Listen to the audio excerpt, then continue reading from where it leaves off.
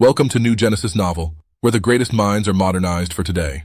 Hello, I am Leo Tolstoy, the author of Masterpiece.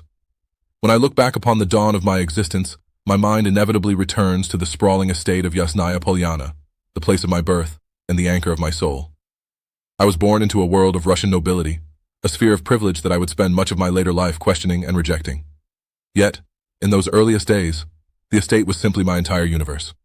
The tragedy of loss visited me before I could even fully comprehend the concept of mortality. My dear mother passed away when I was but 2 years old. I have no true memory of her face, only a profound, lingering absence that shaped my emotional landscape. My father followed her to the grave when I was only 9.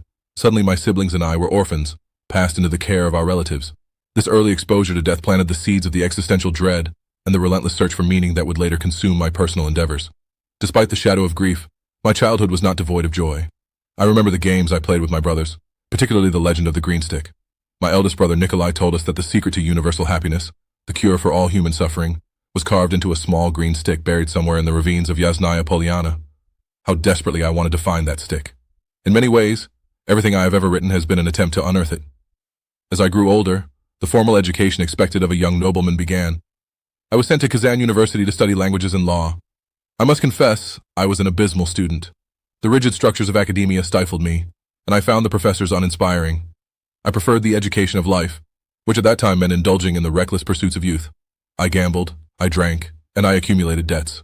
I abandoned my university studies without a degree, returning to my estate with grand but fleeting illusions of becoming a model farmer and a benefactor to my serfs. Those attempts at agricultural reform were a miserable failure, largely due to my own youthful inconsistencies and the deep mistrust of the peasantry. Seeking an escape from my aimless existence and mounting debts, I followed my brother to the Caucasus and joined the army. It was there, amidst the stark beauty of the mountains and the brutal reality of warfare, that the frivolous boy began to die, and the writer was truly born. I started to record my memories and observations, pouring my restless spirit into my first autobiographical novel, Childhood. That period of isolation and military service stripped away the superficial layers of my aristocratic upbringing, forcing me to confront the raw, unvarnished truths of human nature and my own turbulent soul.